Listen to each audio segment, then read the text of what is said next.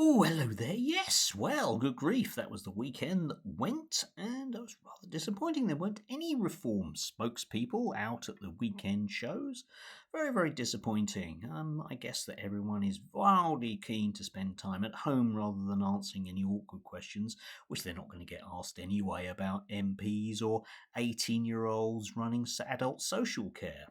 I imagine that Richard Tice is safely ensconced at home, in the UAE, where he's going to be enjoying Sharia law and jetting backwards and forwards. I imagine definitely covers the huge rise in the VAT bill that they had to pay on their umpteen kids going into private education. You could see how much that makes perfect sense to, to Richard, I would imagine. Anyway, yes, this weekend we did have a scintillating thing from, Jake Simmons. Yes, Jake Wallace Simmons, who definitely has the ability to turn up anywhere that he's not going to get asked an awkward question. Ask yourself, when did you exactly see him in a context where somebody might ask him a vaguely awkward question about anything?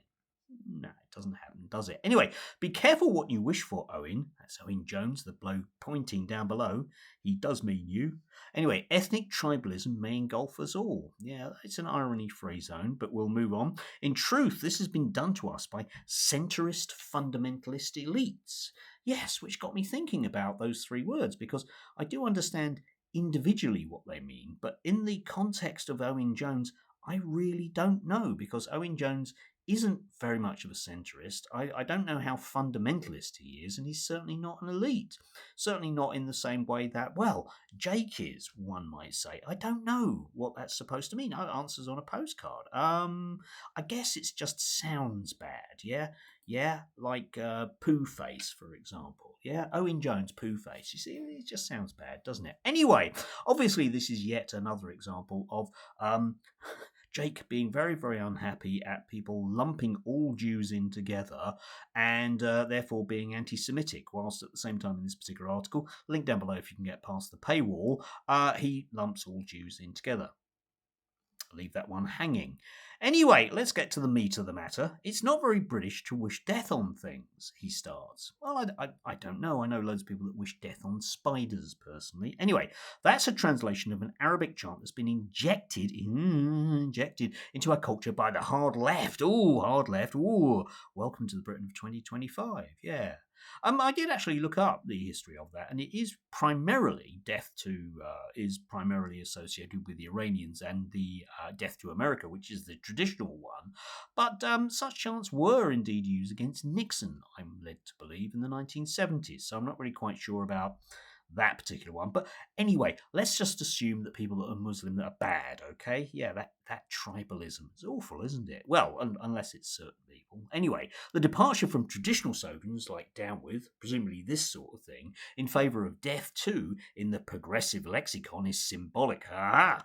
For years, the Corbynites, and jihadis have been travelling in tandem, or as the magic grandpa, that's Jeremy, himself once put it, as friends. We're now seeing them converge, yes. And here we have that classic thing, which I was saying once again yesterday about the way that I am magically supposed to, find it very, very problematic what various groups of people do, unless they're Muslims, in which case I just find everything that they do absolutely fine for no reason at all, Yeah, I can find homophobia dreadful in certain people, but never in Muslim people. Yes, and I don't really like religious fundamentalism of any description, unless it's some bloke in Afghanistan that decides to withdraw any form of rights to women, in which case I'm just generally fine with it. Apparently, I'm not convinced about that. Still, it's a convenient lie, isn't it? Anyway, moving on. On the day Zara Sultana announced her new political venture with Jeremy Corbyn, Jane Jones couldn't contain his excitement. We need a red-green alliance to tax the rich, invest in people and services, support public ownership, stop arming genocide, he posted, which strikes me as perfectly reasonable. I don't think there are many people, realistically, that would disagree with almost all of that, especially the invest in people and services, support public ownership, stop arming genocide is actually the majority of people in the UK. Not that Jake will ever mention that, of course, because everybody in the UK is absolutely fine with every single aspect of Israeli foreign policy, because if you don't, it's anti-Semitic. Not that you would be obviously lumping all Jews in together with Israeli foreign policy, but you do have to do that at certain times when it's convenient. Anyway, this was the first time I'd seen that term used outside of a disparaging context. Okay, red, of course, means hard left. Okay, while green in this context appears to refer to sectarian Muslim voters. Is that what you mean, Owen? Right. To which the answer is, as you well know, and I know, and he knows, no. Okay? If I was to say to you, oh, it's a new green initiative coming in from this government, you wouldn't think to yourself, oh, they're going to build a mosque then? Yeah? Yeah? If I said to you whilst you were putting your recycling out, oh, that looks a bit green, you wouldn't think to yourself, really? I didn't notice anything about the 5 pillars on it. Yeah? Absolute tosh. But of course, isn't it convenient in terms of getting these articles in the Daily Telegraph or anywhere else like the Spectator that Jake might appear in? Well, he's not going to be asked very many awkward questions, eh? Yeah. Just lump all of us in together with all the things you don't like. It's all bad, isn't it? All of it is bad. Yeah. Taxing the rich. Not hating on minorities, not cheering on genocide. Yeah, all of those kind of things are just absolutely appalling and at heart anti-Semitic for reasons that Jake often makes up about things, doesn't he? Yes, because after all, if you don't totally support what Jake believes, then you are a bad person.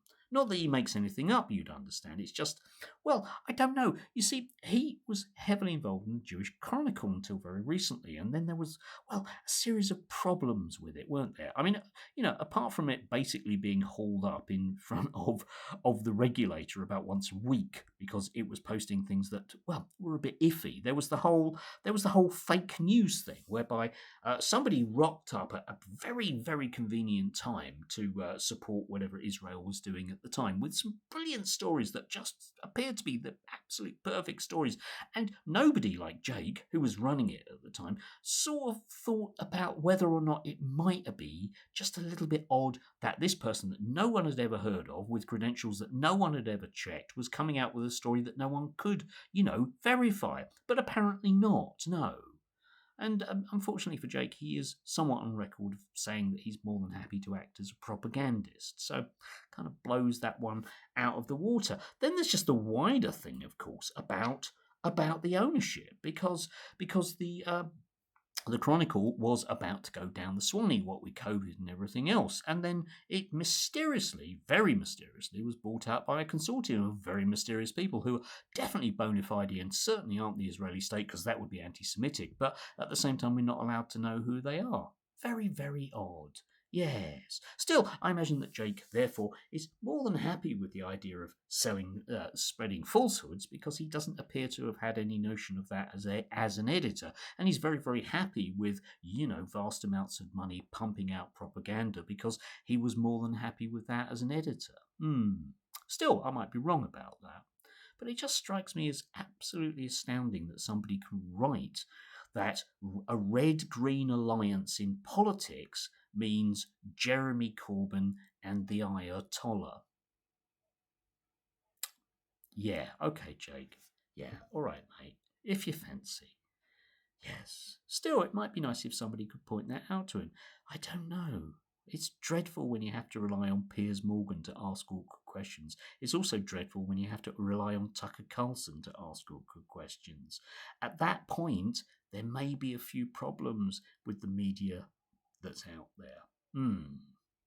Anyway, do have a lovely and truthful Monday if you can do, and if you can't, don't worry, it's probably my fault and Jeremy and Owen's, but certainly not the IDF or the Jewish state or the Israeli state or Jewish people collectively, some of whom may or may not support each other at various times. Now, is that anti-Semitic? I don't know. I'm getting lost again. Do have a lovely day if you can.